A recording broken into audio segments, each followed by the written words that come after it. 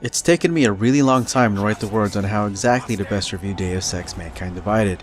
After almost 30 hours of play, from beginning to end, trying to do everything the game offers, and days of letting things soak in afterward, there's still a lot to take in on the experience. But from your standpoint, there's probably one question that you want to ask. Is it good? In my opinion, yes. It's an amazing game. And if you enjoyed Human Revolution, I can't see why you won't feel the same way for Mankind Divided. It's basically Human Revolution, bigger and better.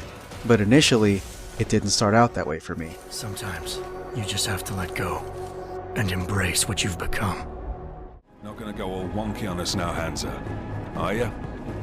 Well, if I do, McCready, I guarantee you'll never see it coming.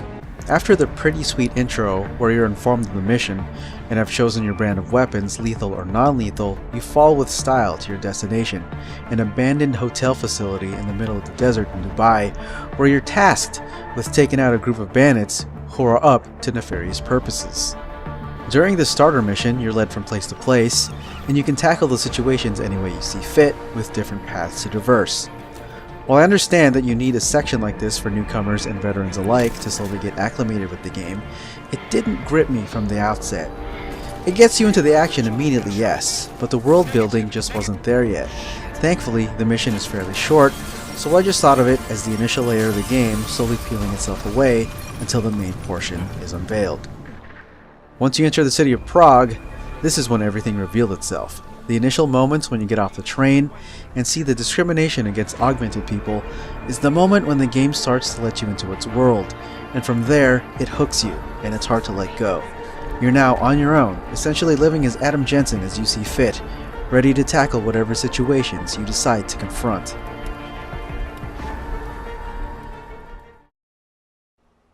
Open blinds. Just like the first moments in Detroit, you can open the blinds to your apartment, let the rays of light smatter upon the various surfaces as the room gets brighter. Of course, while the game features shooting and stealth and the like, it's also a simulation where you can turn on radios and listen to a talk show, turn on the TV to watch news, go on your laptop to read emails, activate the washing machine and dryer, and even take a shower. At least initially take a shower, where you wonder if Jensen's physical augs are watertight. Already in this tiny section of the game, around the apartment complex, I felt uneasy and vulnerable, even with my kick-ass augmentations. You are some kind of badass? Upon further wandering, you'll see the police rounding up citizens, checkpoints, separate lines for naturals and augs. It's oppressive. There's a sense of fear and anxiety surrounding the place, and this isn't even the biggest area you'll explore. The northern section of Prague is more business-like and is definitely livelier than the southern area Jensen lives. You'll see lots of open shops around the place, folks in suits talking on their phones, folks drinking coffee, and there's even a huge bank. Even the ads that you see while you walk around have their own personality and really gives you the illusion that you're walking through a real world that's been journeyed across along its footpaths by a countless amount of people each day. The attention to detail is impressive. And we haven't even really covered Gollum City and the way Prague changes as you progress through the story, which we'll get to. Get as close to the ground as you can. I'll take it from there. Mankind Divided splits up your time in Prague with missions that take you off-site. The first time you leave, you enter Untitled Station, nicknamed Gollum City, a place that's turned into a ghetto for augmented people. If you thought the place Jensen lived felt restrictive, Gollum City downright feels suffocating. There are tight spaces, stricter police, hundreds and thousands of bundles of wire hanging around the city, makeshift houses, and even bodies of augs who have passed, seemingly dying in their sleep. There was this one body I found as I was exploring in a small corner of a rooftop. There was a note left behind by the woman. The note essentially said that she'll probably die soon, and that whoever finds her body, please take the supplies near her, since she'll never use them again. Damn. That hit me pretty hard. As a person, I wanted to give this woman a proper funeral that she'll never get here. It was pretty impactful, and there are stories like that all around Mankind Divided if you look hard enough. So once you're finished with Gollum City, you'll head back to Prague, and just when you think Prague might be getting a bit boring, you come back and night has fallen, blanketing the city, and is enveloped by a whole different feel. Plus, the Red Light District opens up, where you can enter the Red Queen, which is essentially a strip club. New sights are seen as the colors turn red as you head toward the district. More provocative ads are displayed, including virtual pole dancers, along with some interesting sounds. Once you think you've seen it all in Prague, it continues to open itself up. There are just so many places to explore that I'm sure I probably missed some on my first run. The next time you enter Prague again, it's still nighttime, but a milky white rain pours down, thus changing the atmosphere once more, as the weight of what's going on around the city reaches its peak. I won't go into spoilers about how exactly this happens, but it definitely fits the mood. During your time with Mankind Divided, you'll encounter some pretty clever, Hive-like level design that can really cater to your augmentations, if you so choose those augmentations. In one instance, early on during my second playthrough, I went down to the sewers to take out some thugs at an underground casino. While the design wasn't too complicated, there were many ways inside, from vents up above, crevices where you can move objects to get through, and even crawl spaces. There were a ton of options. Once I got inside, I disabled security, took out everyone on the second floor, then Icarus dashed to the group down below, then typhooned them until they all fell one by one. It was oh so satisfying. I decided to experiment here with those particular augmentations, and in this case, it paid off. What am I looking at? Experimental fucking test dogs, man. And speaking of experimentation, during the course of the game, you find out Jensen has acquired new hidden augments.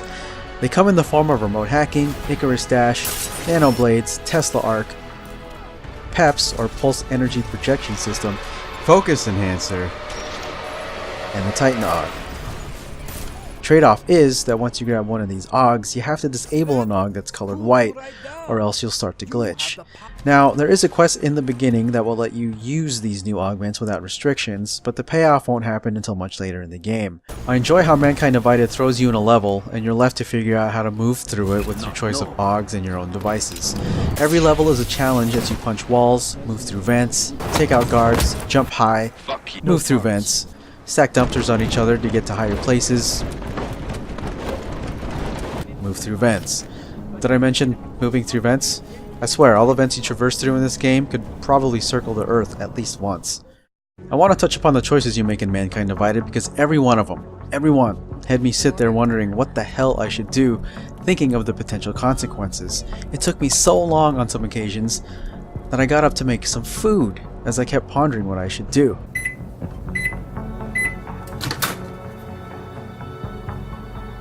You want to tell me what's going on here?